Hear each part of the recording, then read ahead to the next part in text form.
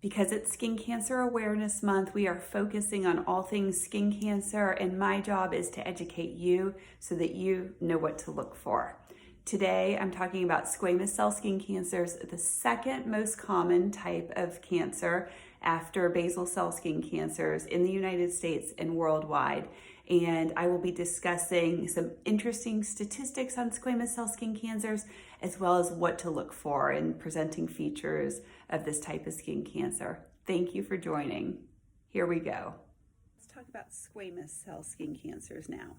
Squamous cell skin cancers are the second most common type of skin cancer after basal cell skin cancers.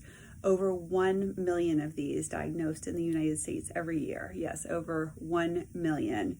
And squamous cell skin cancers are usually the result of sun damage accumulation over our lifetime, but there are other factors that can play a role in terms of your risk or likelihood of developing squamous cell skin cancers.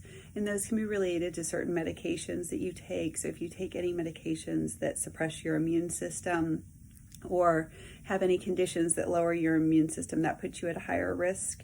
In my practice, I treat a lot of squamous cell carcinomas on the head and neck area. I also see quite a few on the hands, as our hands, our head and neck, and also on the legs of individuals who have had a lot of chronic sun exposure over their lifetime, including individuals who golf with shorts on and had a lot of sun exposure, women who sunbathed a lot over the course of their lifetime.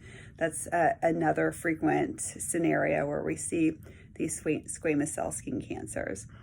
Squamous cell skin cancers can metastasize in a minority of cases.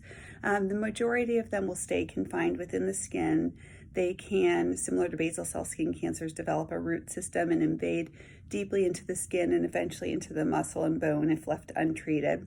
And they can also spread out on the skin. So it's important when you're talking with your provider about options that these considerations are taken into place, as well as the microscopic description of the squamous cell skin cancer.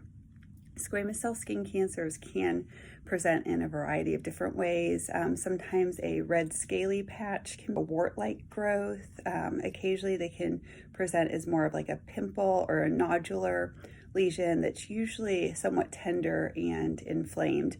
And they can kind of grow chronically and slowly over many months, and they can, in some cases, develop relatively rapidly. And in some cases, we see these developing over the course of just a few weeks.